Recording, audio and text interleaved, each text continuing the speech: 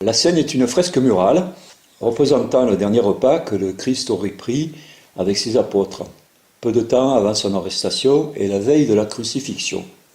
Elle a été réalisée de 1494 à 1498 par Léonard de Vinci pour le réfectoire du couvent dominicain de Santa Maria delle Grazie à Milan, dont le prince était Ludovic Sforza.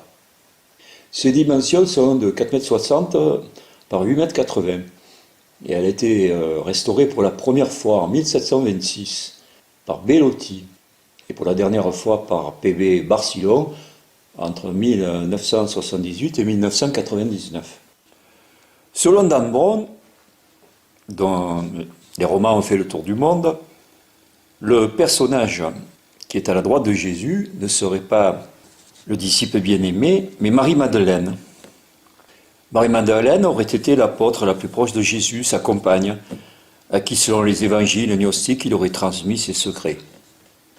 La fresque montre d'ailleurs Saint-Pierre à sa droite, dans une attitude très menaçante.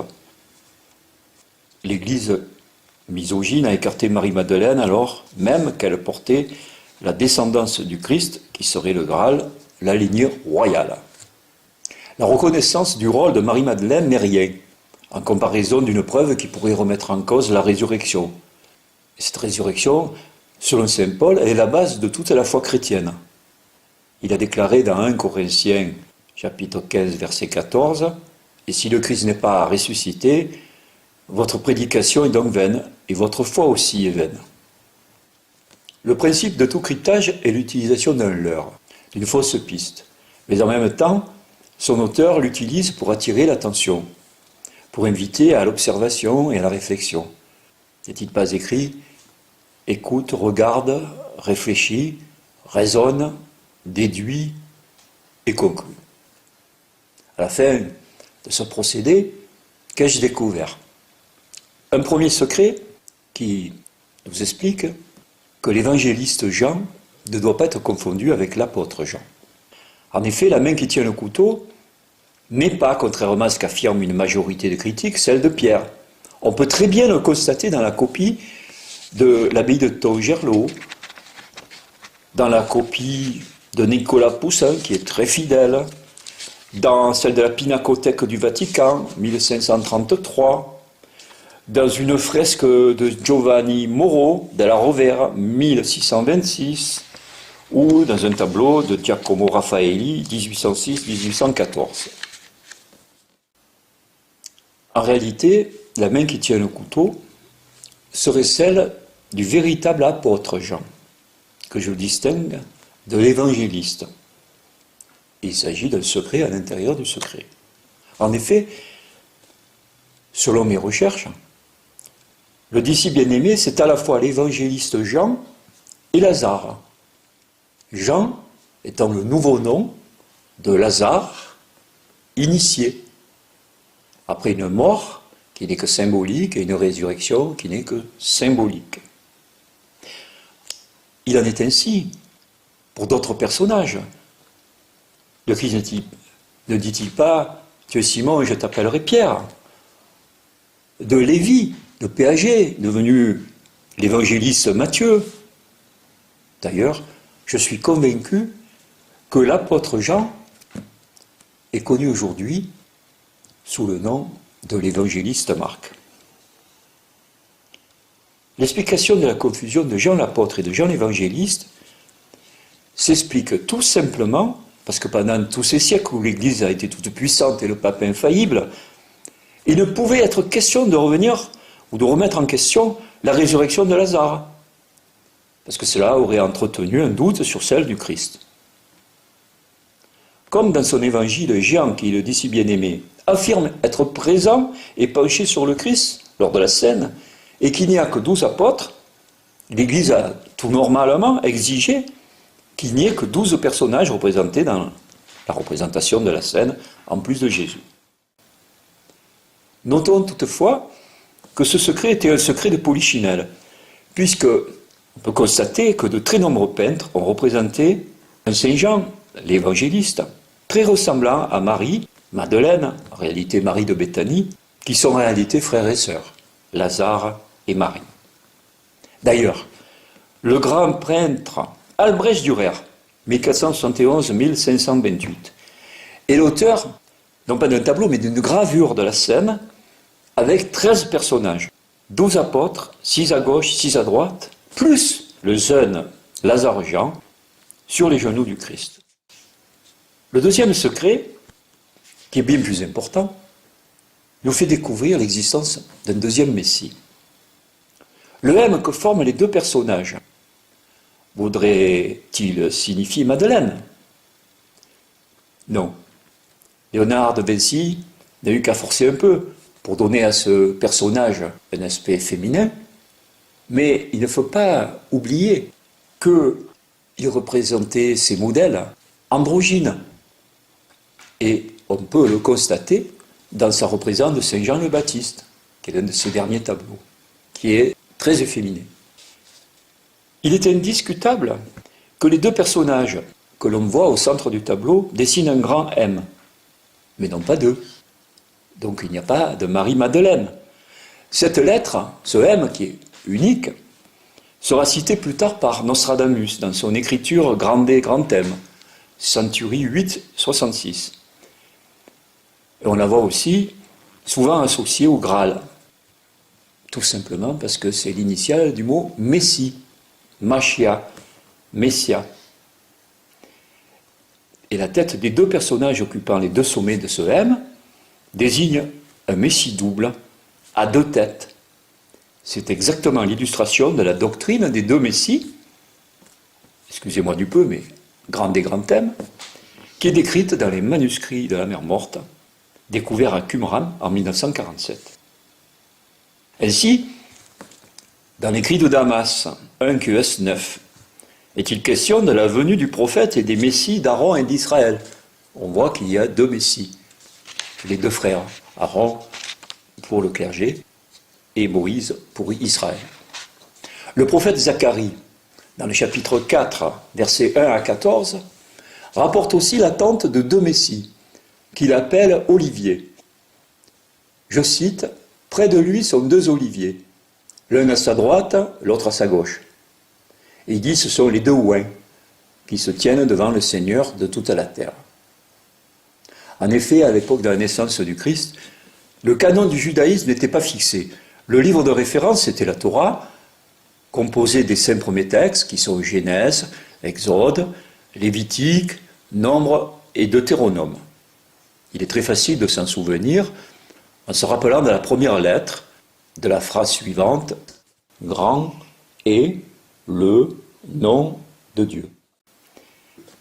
Mais ce n'est pas tout. Il existait différentes sectes dont les croyances et les interprétations étaient parfois très différentes. Par exemple, les Sadducéens qui composaient le haut clergé ne croyaient pas à la résurrection de l'âme, tandis que les pharisiens, très connus, étaient considérés comme de grands exégètes. Mais il ne faut pas oublier deux autres sectes décrites par l'historien Flavius Joseph.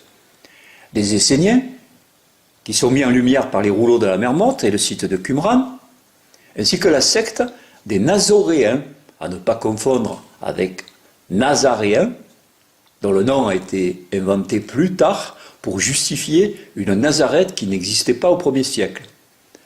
Nazoréens, secte fondée par Judas de Gamala, et que Flavius Joseph décrit comme responsable de tous les maux du peuple juif.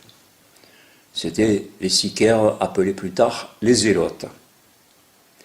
Mais il existait aussi d'autres sectes, comme par exemple celle de Jean le Baptiste, dont l'Église a tenté d'effacer jusqu'au souvenir. Elle a presque entièrement disparu peu de temps après sa mort, supplantée par celle du Christ.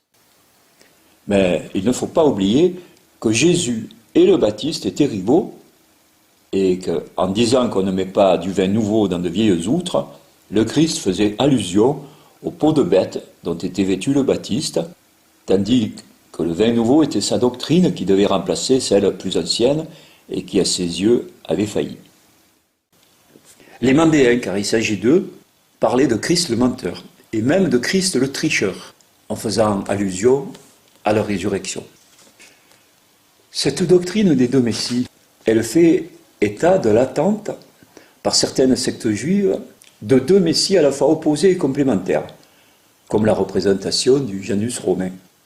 Le premier messie était d'origine sacerdotale et de vertu, tandis que le deuxième messie aurait été d'origine, pas de la prêtrise, mais royale et libérateur. Assurément, les évangiles, et en particulier l'évangile de Luc, décrivent deux personnages correspondant à ces portraits. Le premier messie serait Jean le Baptiste, fils du prêtre Zacharie, modèle de vertu puisqu'il est décrit comme saint dès le sein de sa mère. Il baptise d'eau, ça fait pas mal, s'opposant au Christ qui baptise par le feu. Le deuxième messie serait le Christ d'origine davidique, qui se décrit comme l'épée. Dans Matthieu 10, 34, il est dit « Je n'apporte pas la paix, mais l'épée ».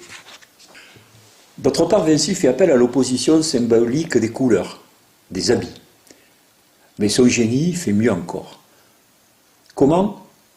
En exprimant la rivalité de deux personnages par le procédé de passer d'un sens propre à un sens figuré à l'aide d'un rébus. C'est pourquoi il a représenté ces deux personnages centraux rapprochés par le bas du corps et les mains, tandis qu'ils se penchent comme pour s'éloigner l'un de l'autre. Il peint deux personnages dont les têtes, qui se disent chefs de la racine caput, divergent, pour nous suggérer la rivalité de deux chefs avec la même racine caput. Officiellement, Vinci a peint une représentation de la scène conforme au canon de l'Église. Sinon, la fresque aurait été détruite et lui-même condamné pour hérésie.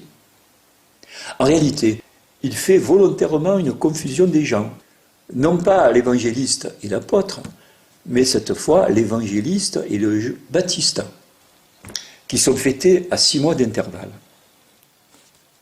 Pour en revenir au 12e apôtre occulté, il tient un couteau à la main pour signifier le geste de couper. À droite du disciple bien-aimé Saint Jean l'évangéliste, Saint Pierre fait un signe menaçant de la main, comme pour lui trancher la gorge. L'association de ce couteau et de ce geste est une allusion, on ne peut plus forte, à la décapitation de Jean le Baptiste. Donc le Saint Jean que nous montre Vinci, ce disciple bien-aimé, serait en réalité une représentation de Jean le Baptiste qui fut soi-disant décapité. Quant au récit de cette décapitation, la danse de Salomé, j'ajouterai qu'il s'agit d'une fable inventée pour justifier la disparition soudaine de Jean le Baptiste lors de sa crucifixion et de sa mort sous l'identité du Nazoréen roi des Juifs qui en réalité était Jésus Barabbas qui a été libéré. Cette existence de deux messies doubles, je la vois rapportée par Jean Cocteau dans une fresque qui se trouve à Londres et qui a été peinte en 1960 dans l'église de Notre-Dame de France.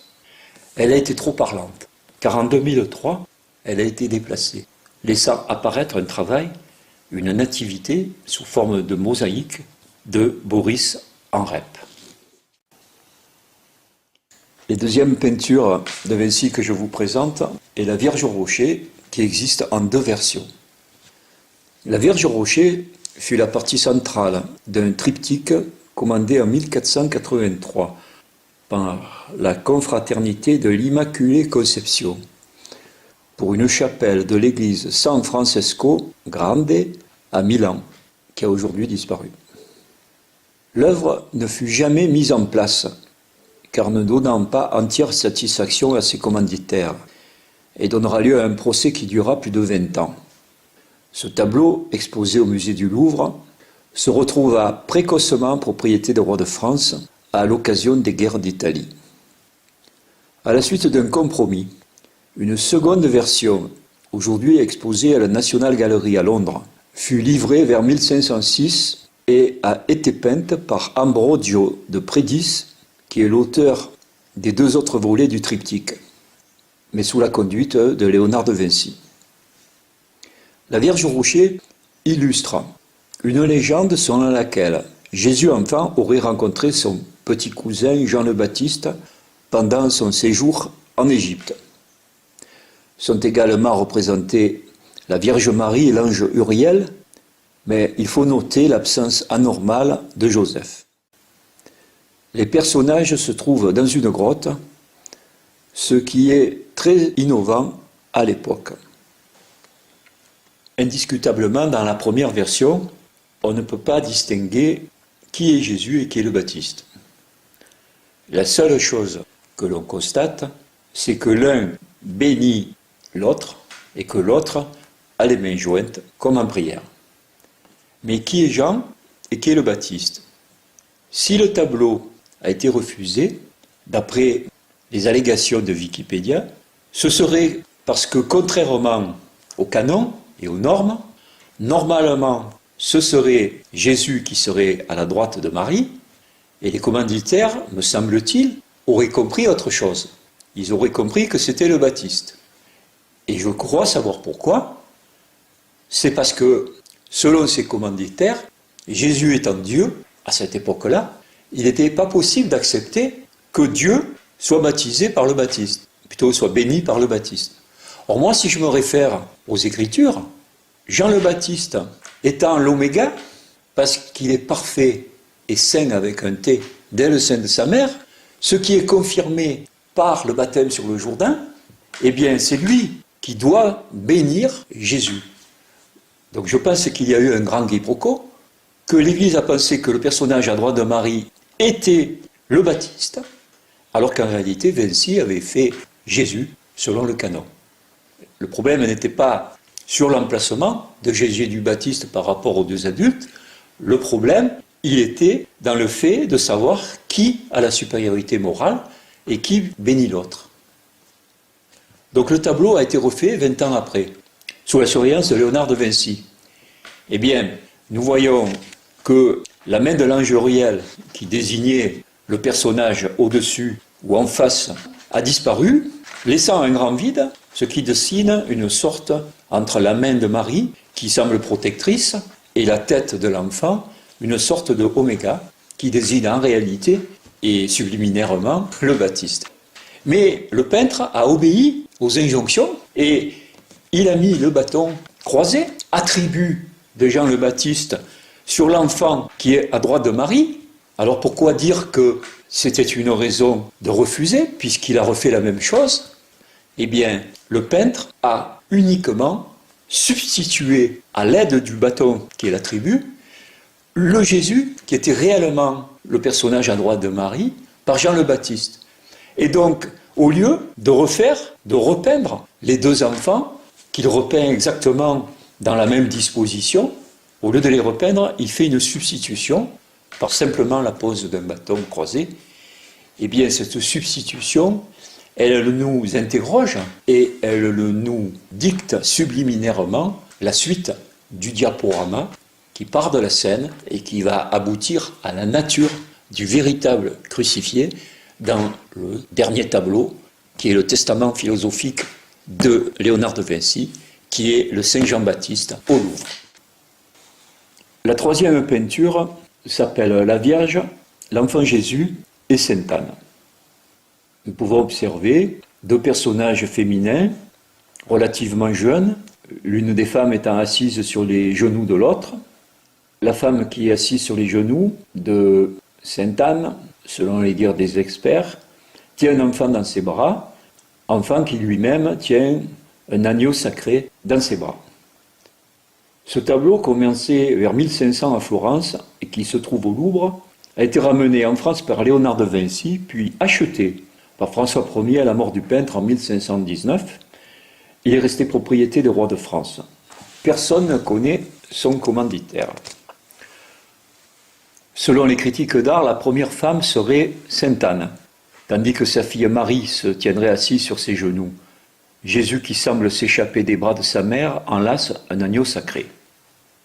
Selon moi, Léonard de Vinci ne peint pas ce que prétend l'Église catholique et les experts, mais ce qui est décrit au début de l'Évangile selon Luc, dans la version du Codex Bezae, qui serait donc la version historique.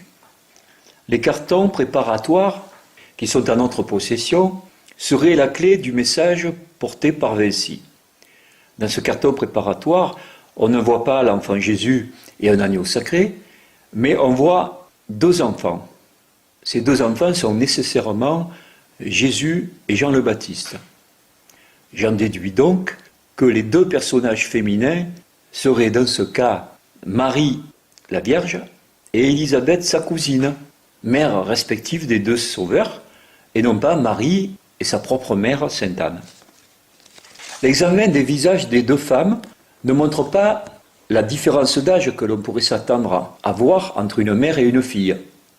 Et il ne serait pas inconvénient non plus que Marie soit assise sur les genoux de sa cousine qui est plus âgée, puisque les évangiles nous disent que Élisabeth ne pouvait pas avoir d'enfant parce qu'elle était trop âgée. Donc elle est plus âgée que sa cousine Marie.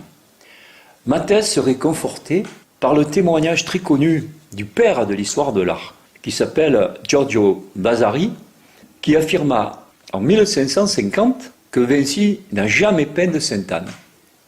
Sur la version définitive, l'un des enfants a été remplacé par l'agneau de Dieu. Mais on ne sait pas lequel des enfants a été remplacé par l'agneau de Dieu. Il n'est pas désigné. Affirmer péremptoirement que Vinci montre Jésus et un agneau sacré est du pur délire, un déni de réalité de la part des experts.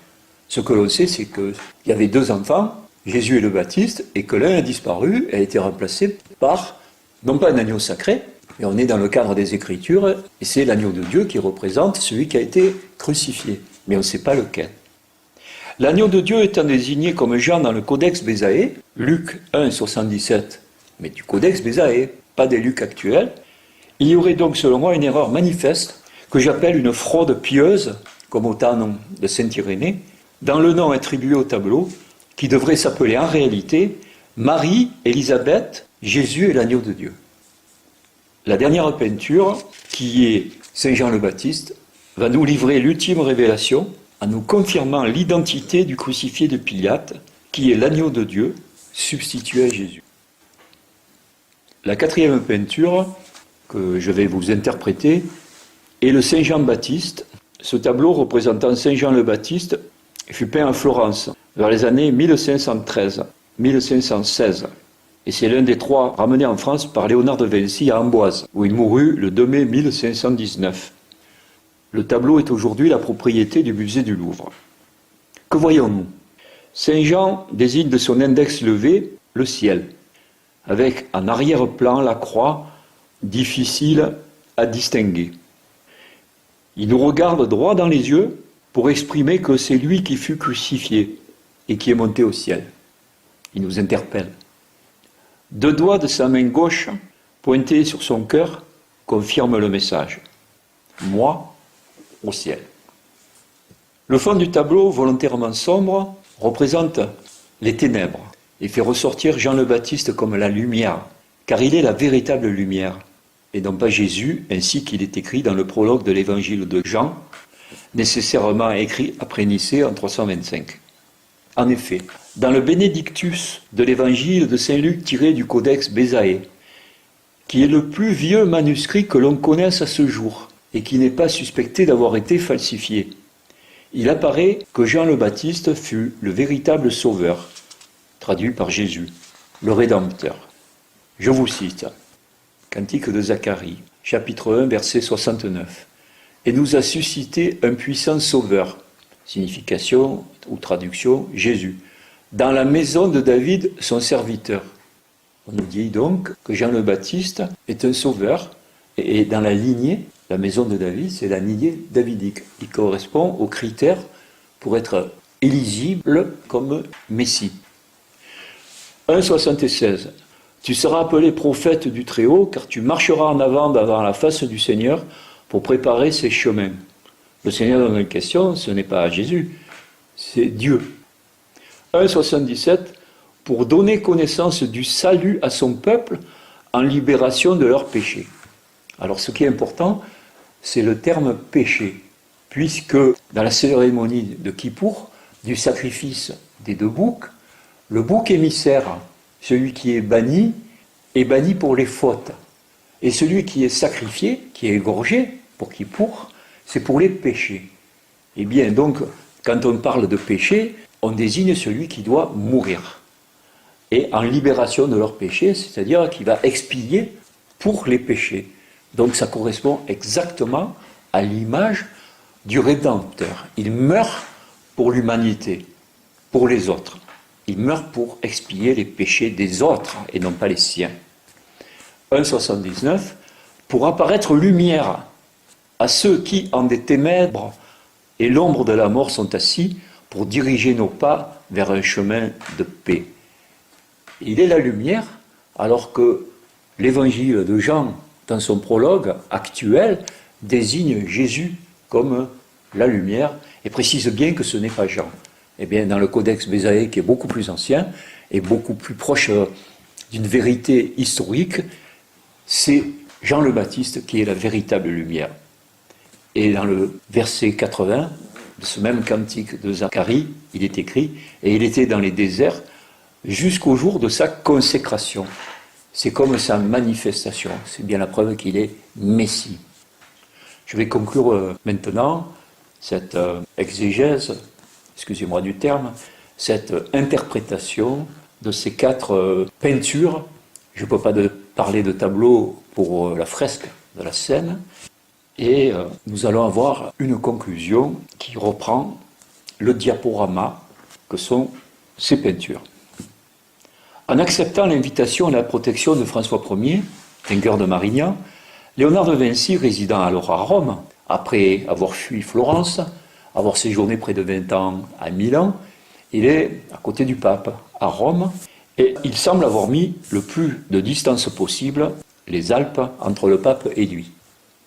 Avec une grande constance, Léonard de Vinci a délivré le même message, en révélant sa vérité, mais par touches successives.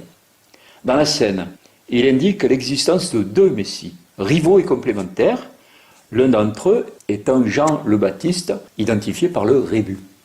Il utilise les 2 compositions de la Vierge au rocher, qu'il fait indistinguables l'un de l'autre, mais substituant le Baptiste à Jésus, par le simple bâton croisé.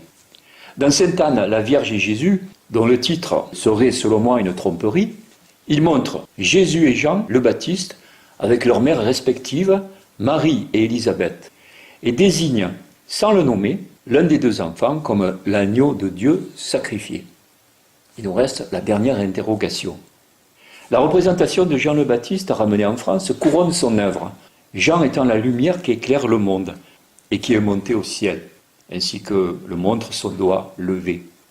Il n'est pas anodin que 2 des 3 tableaux, avec la Joconde que Vinci a emporté et précieusement gardé près de lui jusqu'à sa mort, contiennent tous le même message initié par la scène, celui de la messianité de Jean le Baptiste, qui aurait été crucifié sous l'identité de Jésus et serait mort à sa place. Pour se soustraire à l'Inquisition, Léonard de Vinci a cultivé l'ambiguïté. Il est bien regrettable que de nos jours, les yeux ne s'ouvrent pas et continuent de nier l'évidence, propageant et perpétuant le mensonge du dogme chrétien.